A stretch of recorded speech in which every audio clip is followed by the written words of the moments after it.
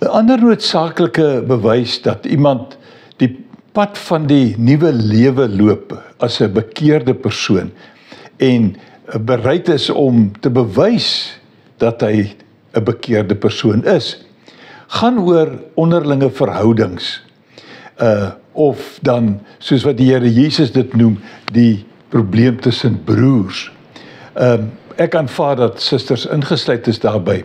Maar in Matteus 18 vers 15 sê die Here, as jou broer verkeerd opgetree het teen jou, gaan wys hom tereg waar julle eenkant alleen is. Met ander woorde, moet dit nie openbaar doen en jou broer in die skande steek en jy weet, 'n probleem veroorsaak omdat daar 'n groter probleem veroorsaak omdat jy geskil het nie. Maar nou sê hy, as hy na jou luister, het jy jou broer teruggewen. So jy moet 'n poging aanwend om jou broer terug te wen en te verwag dat hy na jou sal luister en dat daar dan 'n ooreenkoms gemaak sal word tussen julle. Maar dit sluit aan by die Ou Testamentiese vereiste in Levitikus 19 vers 17 waar die Here sê, jy mag nie haatdraand wees teenoor jou volksgenoot nie. Maak die geskil openlik met hom uit. Moenie wat hy verkeerd gedoen het teen hom bly hou nie.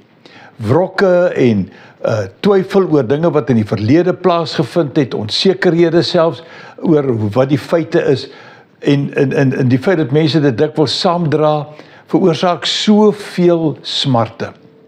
1 Korintiërs 6 vers 4 tot 6 wys op die gevaar indien daar nie oplossing gevind kan word wanneer daar onderlinge geskil is. Hy sê, as julle oor alledaagse dinge geskille het, laat julle dan die mense as regters optree, op wie die gemeente neersien. Met ander woorde, op die mense wat nie tot bekering gekom het noodwendig en deel is van die gemeente nie, mense wat eintlik niks met die saak te doen het nie, wat niks weet nie en wat eintlik min simpatie toon, moet hulle nou besluit. Hy sê, ek sê dit om julle skaam te maak. Is daar dan nie 'n enkele verstandige mens onder julle wat 'n saak tussen gelowiges kan besleg nie? Maar gaan een gelowige nou met die ander hof toe en dit voor ongelowige regters? Dit is nie hoe dit behoort te wees nie. En dit was wat die Here Jesus probeer vermy deur te sê, maak die saak met jou broer, met jou suster uit en loop die regte pad met hom en haar. Kom ons doen dit en loop mooi.